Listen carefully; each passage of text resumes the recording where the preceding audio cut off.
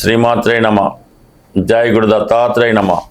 ఈ వీడియోలో మనం కర్కాటక రాశి వారికి 2026 సంవత్సర ఫలితాలు తెలుసుకునే ప్రయత్నం చేద్దాం. ఇది ముందుగా మనం ఎందుకు తెలుసుకోవడం అంటే, ఎవరైతే మన భారతీయులు, ఆంధ్రులు, తెలంగాణ వాళ్ళందరూ కూడా వివిధ రాష్ట్రాల్లో, వివిధ దేశాల్లో పనిచేయడం వల్ల ఎక్కువగా అక్కడ మన ఈ ఆంగ్ల సంవత్సరాది ప్రకారం అక్కడ జాబులు అవి మారడం అవి జరుగుతుంటాయి. కాబట్టి వాళ్ళు ముందుగా ప్లాన్ చేసుకోవడానికి ఈ కర్కాటక రాశి వారికి ప్రధాన గ్రహాలైనటువంటి రాహువు, కేతువు, శని, గురువు ఏ విధంగా వారి యొక్క ప్రభావాన్ని చూపిస్తారన్నది మనం తెలుసుకునే దానికి ఈ వీడియో మీకు ఇవ్వడం జరుగుతుంది.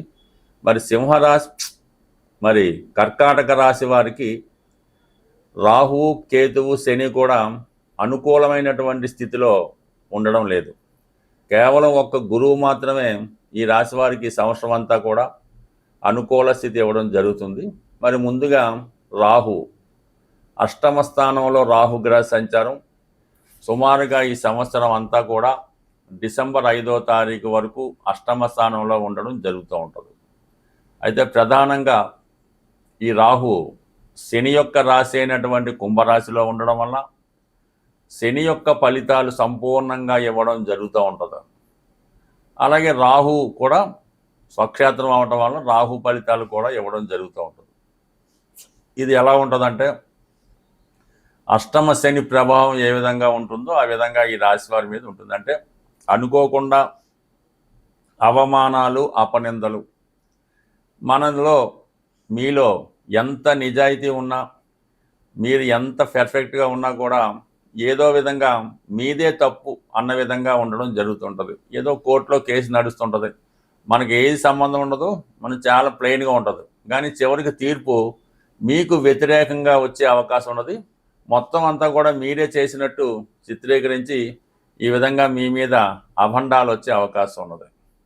అలాగే ఏదన్నా మిస్చీఫ్ జరగడమో, ఏదైనా వస్తువు పోవడమో, ఇంకోటో జరిగినప్పుడు ఈ విధంగా మీ మీద కొందరికి అనుమానం రావడం కూడా జరిగే అవకాశం ఉంది. ఎప్పుడో జరిగిపోయిన విషయాలకి ఇప్పుడు పనిష్మెంట్ రావడం జరుగుతూ ఉంటుంది. సాధారణంగా ఏంటంటే, ఈ కర్కాటక రాశి వారు చాలా సున్నిత మనస్కులు అవటం వల్ల ఎవరు ఇబ్బందుల్లో ఉన్నా వీళ్ళు ఆదుకునే ప్రయత్నం చేస్తూ ఉంటారు. ఆ ఆదుకునే ప్రయత్నంలో తిరిగి వాళ్ళకి రివర్స్ అయ్యే అవకాశం ఉంది. కాబట్టి సాధ్యమైనంత వరకు ఈ సమయంలో ఇతరుల వ్యవహారాల్లో కలజేసుకోకుండా మీ పని మీరు చేసుకుంటేనే ఉత్తమంగా ఉండే అవకాశం ఉన్నది. అయితే రాహు కూడా అష్టమంలో ఉండడం వల్ల ఏంటంటే, ఒక విధంగా మనసు కూడా పరిపరి విధాలుగా డైవర్ట్ అవుతూ ఉంటుంది. ఏదో ఫ్రెండ్స్తో కలిసి గోవా వెళ్దామనో, ఇంకో చోటుకి వెళ్దామనో, లేదంటే ఏదైనా ఎంటర్టైన్మెంట్లో పాల్గొందాం అనిపిస్తూ ఉంటుంది. కానీ మీకు ఏ సంబంధం లేకుండా మీరు పక్కన ఉన్నా సరే మీ మీద కొంత అటాక్ జరగడం కానీ, ఒక విధంగా రైట్ జరగడం కానీ జరిగే అవకాశం ఉంది. కాబట్టి అందువల్ల ఈ సంవత్సరం అంతా కూడా మీరు అసాంఘిక కార్యకలాపాలు జరిగే చోటుకు కానీ, చట్ట వ్యతిరేక కార్యకలాపాలు జరిగే చోటుకు కానీ ఎట్టి పరిస్థితుల్లో వెళ్లకుండా జాగ్రత్తగా ఉంటేనే మంచిది. ఇది ముందు దృష్టిలో పెట్టుకోండి.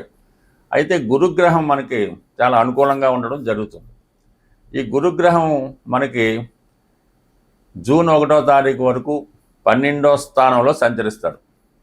దీనివల్ల ప్రధానంగా ఏంటంటే, రుణాలు ఏమైనా ఉంటే అవి కంప్లీట్గా తీర్చివేయడం జరుగుతుంది.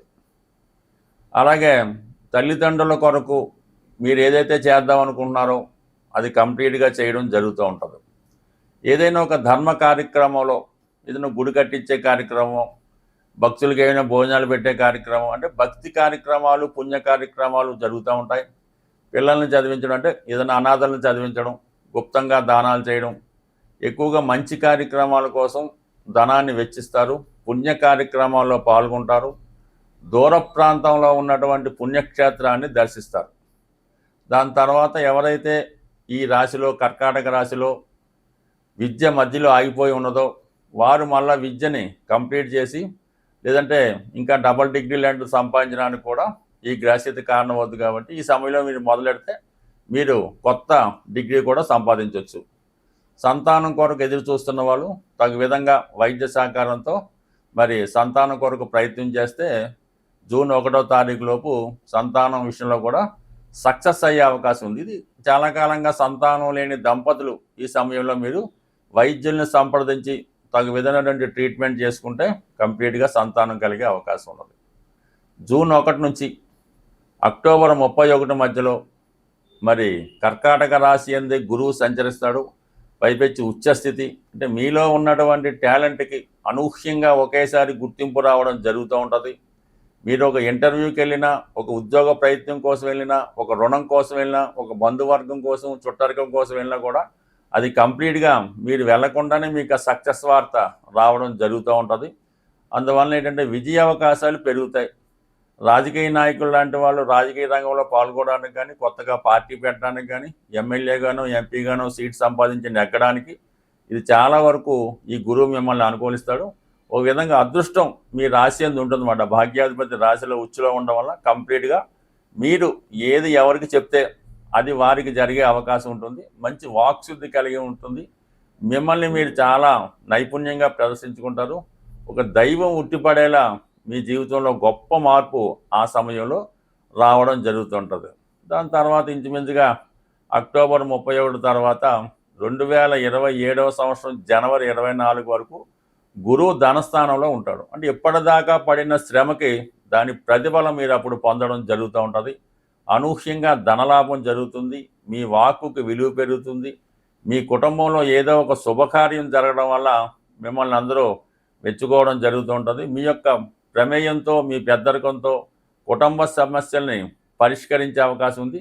చిన్న చిన్న కుటుంబ సభ్యుల మధ్య ఉన్నటువంటి భేదాభిప్రాయాలు, అభిప్రాయ భేదాలు సమసిపోయి అన్నీ కూడా కొలిక్కి రావడానికి కారణమవుతూ ఉంటుంది. అంటే మొత్తం మీద ఈ రాశి వారికి ఈ సంవత్సరం అంతా గురువు చాలా అనుకూలంగా ఉన్నాడు. కంపల్సరీగా ఈ రాశివారు అటు శని భగవానుడికి, అలాగే రాహు భగవానుడికి కంప్లీట్గా మీరు శాంతి చేయించుకొని తగు విధమైనటువంటి చిన్న చిన్న పరిహారాలు చేసుకోవడం వల్ల ఈ అపనిందలు, అపవాదుల నుంచి బయటపడే అవకాశం ఉంది. అంటే ఒక విధంగా గురువు యొక్క ఫలితం మనకు పొందాలంటే ఈ 2 గ్రహాలు మిమ్మల్ని మీరు పరిహారం చేసుకుంటే గురువు ఫలితం పొందడం జరుగుతూ ఉంటుంది. లేని పక్షంలో గురువుని ఆ 2 పెద్ద గ్రహాలు డామినేట్ చేసి ఈ అవకాశం మీకు రాకుండా చేసే అవకాశం ఉంది. ఈ విషయాన్ని గమనించి తగు శ్రద్ధ తీసుకుంటే మంచిది. మరి ముఖ్యంగా 2026వ సంవత్సరంలో ఇప్పుడు చెప్పినటువంటి 4 గ్రహాలని సింపుల్ పరిహారాలు ఇప్పుడు చెప్పడం జరుగుతుంది. ముందుగా శని భగవానుడి యొక్క అనుగ్రహం కోసం నెంబర్ 1గా ఏంటంటే మీరు క్రమశిక్షణతో మెలగడం, ప్రతిరోజు ఉదయం ఒక అరగంట అన్న వాకింగ్ చేయడం, ప్రాణాయామం చేయడం వల్ల మీ కుటుంబంలో ఉన్నటువంటి వృద్ధుల్ని, ముసలివారిని వారికి ఏదో విధంగా సేవ చేసి వారిని అవమానపరచకుండా సమయానికి వారికి కావలసినటువంటి సదుపాయాలు, సౌకర్యాలు కల్పించడం వల్ల, వారిని ఆత్మీయంగా పలకరించడం వల్ల శని భగవానుడు మీకు సంపూర్ణంగా మంచి ఫలితం ఇవ్వడం జరుగుతుంది. ఇంట్లో అటువంటి వారు ఎవరు లేనప్పుడు ఏ అనాథ శరణాలయంలోనో, ఏ ఆశ్రమంలోనో వృద్ధులు ఉంటే వారికి ఏమైనా మందులు అవసరమా, లేదంటే వాళ్ళకి ఏమన్నా పని చేసి పెట్టాలా, అలాంటిది ఏమన్నా మీరు ఫిజికల్గా వారికి ఏ విధంగా సహాయపడినా, వారికి సేవ చేసిన మీ యొక్క శని భగవానుడు సహకరిస్తాడు. ఇంకా మీకు అవకాశం ఉంటే ఈ చలికాలంలో ఎవరైతే రోడ్ సైడ్ అది వృద్ధులు, అసమర్థులు, రోగిష్టి వారు ఉంటారో వాళ్ళకి ఒక మంచి రగ్గు, దుప్పట్ లాంటిది దానం చేయడం వల్ల శనిగ్రహ అనుగ్రహం పొందుతారు. ఇది శని భగవానుడికి. ఇక రాహుగ్రహం అనుగ్రహం పొందాలంటే మీరు ఎక్కువగా కాలభైరవుణ్ణి ఆరాధించవలసి ఉంటుంది. బట్ ఎవరైతే వక్ర మార్గంలో, అక్రమ మార్గంలో వెళ్తూ ఉంటారో వాళ్ళని మంచి మార్గంలో పెట్టే ప్రయత్నం చేయాలి. అంటే మీరు కూడా ఏదంటే రాహు ఎప్పుడైతే మనిషి జీవితంలో యాక్టివేట్ అవుతాడంటే వారికి ఏమైనా వ్యసనం, బలహీనత ఉన్నప్పుడు రాహు విజృంభించి మరింత వ్యసనపడుగా మారుస్తుంటాడు. మీలో ఉన్నటువంటి వ్యసనాల్ని తగ్గించుకుంటే ఆటోమేటిక్గా రాహు బలవంతుడు అవుతాడు. రాహుగ్రహ అనుగ్రహం కోసం దుర్గా అమ్మవారి ఆరాధన, కాళికామాత ఆరాధన చేసుకోవడం వల్ల, లేదంటే ఏదైనా అమ్మవారి ఆలయంలో ఒక నిమ్మకాయ తీసుకొని మీ దగ్గర పెట్టుకోవడం వల్ల కూడా రాహుగ్రహ అనుగ్రహం పొందుతూ ఉంటారు. బట్ ఏదైనా కొంతవరకు చెడు వ్యసనాల నుంచి బయటపడితే రాహు యొక్క ఫేవర్ మీకు వచ్చేస్తుంది ఆటోమేటిక్గా. ఇక కేతు అన్నది ఆధ్యాత్మిక రంగంలో ఉన్న వాళ్ళకి ఆటోమేటిక్గా కేతు సహకరిస్తాడు. నిరాశగా ఎవరన్నా బాగా ఇబ్బందుల్లో ఉంటే వాళ్ళకి ఏదో ఒక ధైర్యం చెప్తే చాలు. మీరు అంటే కౌన్సిలింగ్ అవ్వాలన్నమాట. ఆ కౌన్సిలింగ్ అవ్వడం వల్ల కేతు యాక్టివేట్ అవ్వడం జరుగుతూ ఉంటుంది. లేదంటే బుధవారం రోజు కానీ మంగళవారం రోజు కానీ వినాయకుడిని గరికతో అర్చన చేయడం వల్ల, సంకటనాశన గణేష్ స్తోత్రం చదవడం వల్ల, అలాగే ఏదైనా సాధువులకి అలాగే బ్రహ్మచారులకి ఇండ్లు పట్టకుండా తిరుగుతున్న వారికి కావాల్సినటువంటి కాషాయ వస్త్రాలు కానీ ఏదన్నా వారికి భోజనం కానీ పెట్టడం వల్ల కేతువు సహకరించే అవకాశం ఉంటుంది. విఘ్నేశ్వరుడు ఆరాధనతో కేతువు సంతృప్తి చెందే అవకాశం ఉన్నది. అలాగే మీ దగ్గర ఈ పోక చెక్కని ఉంటుంటాయి, అంటే తమలపాకులు కిల్లీలో వాడే పోక చెక్క మీ దగ్గర పెట్టుకోవడం వల్ల కానీ, డ్రై ఫ్రూట్స్ పంచిపెట్టడం వల్ల కానీ కేతువు మీకు సహకరిస్తాడు.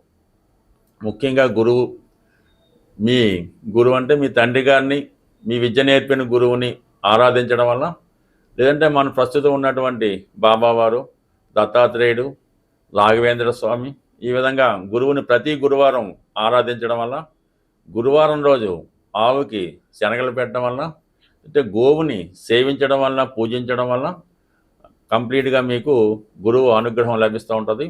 స్త్రీలైతే వారు చేస్తున్నటువంటి స్నానం చేసినప్పుడు వేడి నీళ్ళలో కొద్దిగా పసుపు పెట్టుకొని స్నానం చేయడం వల్ల, ఎక్కువ పసుపు వాడటం వల్ల కూడా గురుగ్రహ అనుగ్రహం స్త్రీలకి కలిగి సౌభాగ్య యోగాన్ని, తొందరగా వివాహం జరిగే అవకాశం ఉంటుంది. స్వస్తి.